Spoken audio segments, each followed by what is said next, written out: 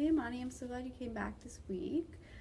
So how did everything go this week? How did with the homework and everything? It went really, really well. I'm starting to notice that I'm not as anxious throughout the day. Mm, I'm starting to notice some of the anxiety is subsiding.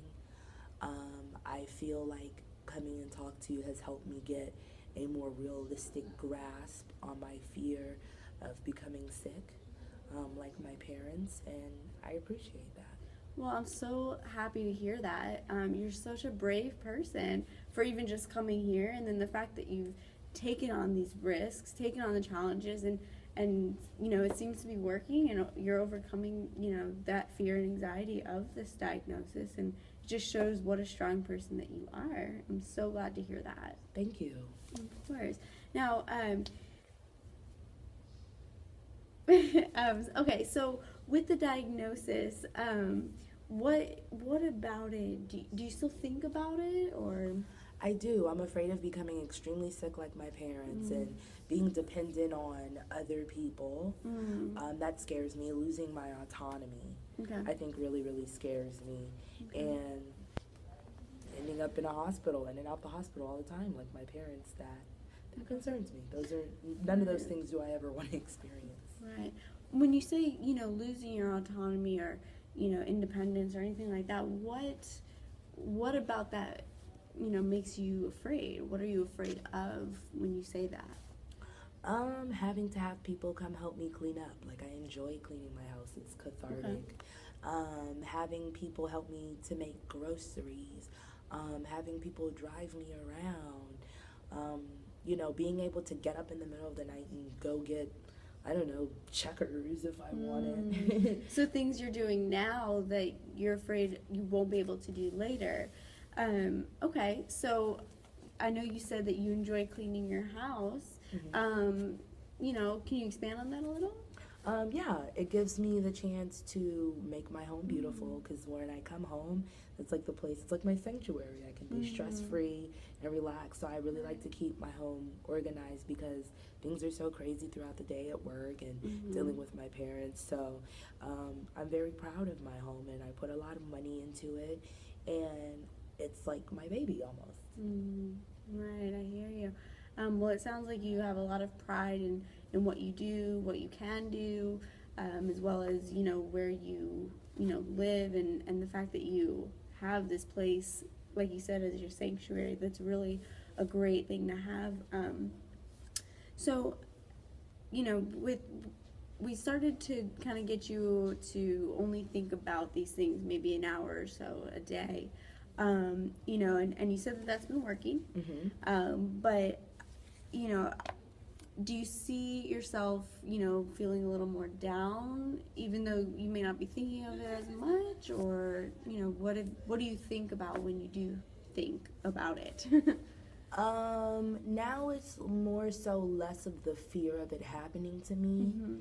and more so, okay, all the things that my parents need. Okay. And so I guess it's kind of like that mental checklist that I have going on Okay. to make sure that I can cram it all in my day. Okay. Mm-hmm. Well, I'd like to try maybe a different homework, maybe kind of incorporate both. Mm-hmm. But we do have, I have this worksheet here, and it's called the weekly activity schedule. Okay. And basically, what you do is there's a chart with all of the days of the week, Okay. and then next, down the left side, there's a column that has each hour of the day. Mm-hmm. And maybe we can go through, until next week that we meet, maybe each day at each hour or however, often you are doing something that you are still independent, or you are, where you're not thinking of that diagnosis, but you're able to, cope with what's going on through other activities. What do you Mm-hmm. think about that? I think that's a great idea. Do you have any suggestions on some other things I should do, or am I just supposed to be charting my day-to-day activities? Well, of course, we could always.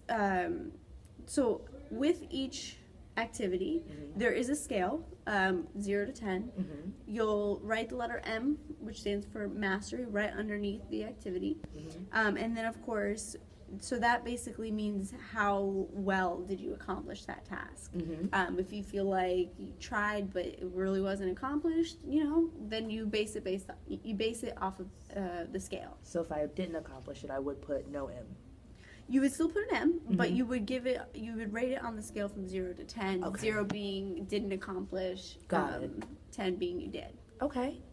And then you would also write P for pleasure. So did you get pleasure out of it? For example, let's say on a Sunday morning you started cleaning your house. You did say that you find pleasure in that. So, maybe you would rate a higher number on that scale, maybe even a 10.